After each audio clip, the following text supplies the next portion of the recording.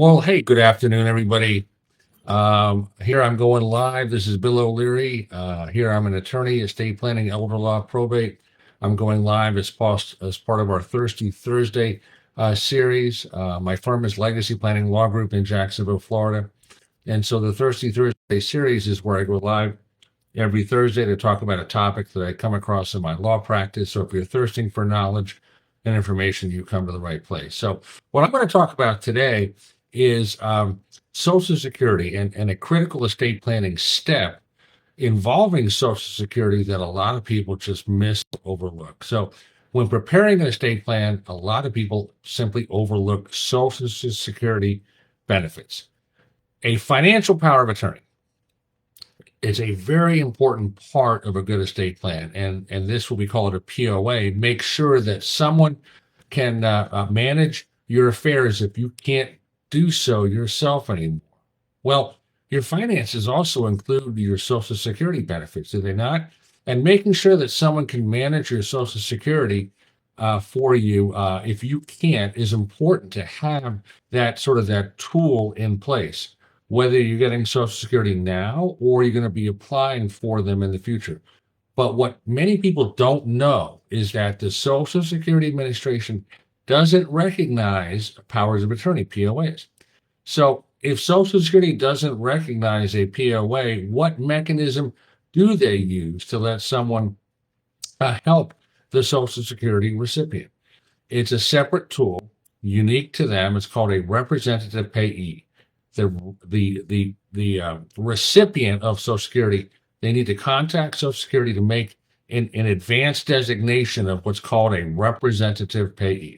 Now, a representative payee will allow a person to choose one or more individuals, let's say, to manage that person's Social Security benefits. And once a person is designated as a representative payee, the Social Security Administration will work with that person. They have to be designated.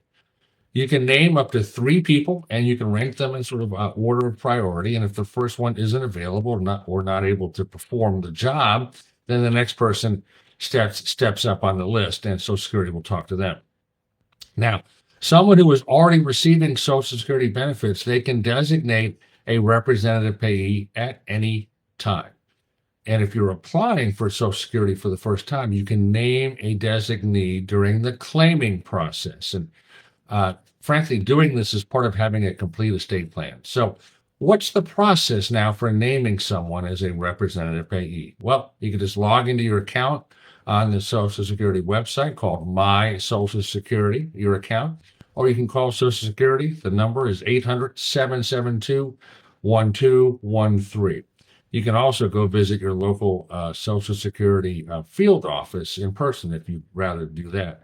And then finally, you can use the traditional mail in a form. It's called SSA-4547, and it's called an advanced designation of representative payee. And remember, you can change the designee at any time that you want. Now, once you submit your designee, Social Security, what they're going to do is they're going to evaluate that person to see if they are suitable to act on your behalf. Once Social Security accepts them, the designee becomes the representative payee for your benefits. In fact, the payee will actually receive the benefits on your behalf and is required to use the money to pay for your current needs. Representative payees, as a general rule, have to be individuals, but a representative payee also could be let's say, a nursing home or a social service agency, or one of several other organizations that Social Security will recognize to be able to serve as payees. Now, what happens if you don't name someone? Well, Social Security will name a representative payee on your behalf if it decides that you need some help managing your benefit payments. Relatives or friends, they can apply to be a representative payee, or Social Security can choose someone else. Sometimes a court will appoint a legal guardian if you can't manage your affairs anymore. Representative payees generally cannot charge fees for their service unless they receive authorization from Social Security, or if they happen to be a court-appointed legal guardian with the specific court authorization to charge those fees.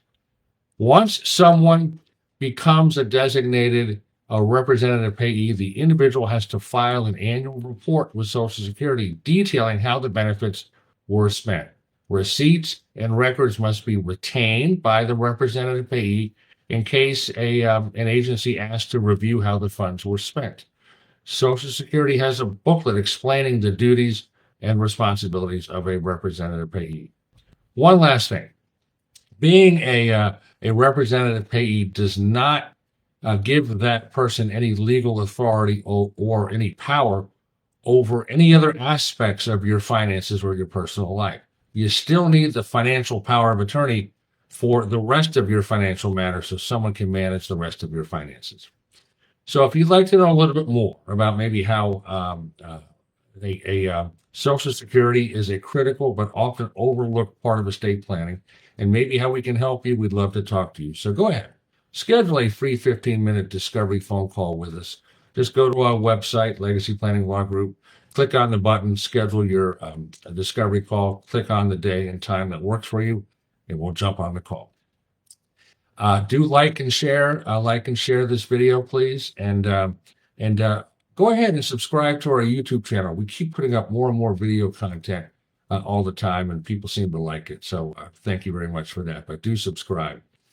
So I hope you've enjoyed this talk about a critical estate planning step with respect to Social Security that's often missed. I'm going to give another talk next Thursday at about the same time. Okay, part of our Thirsty Thursday series. So if you're thirsting for knowledge, we will quench your thirst. Bill O'Leary signing off for now. Go make it a great day and a better world.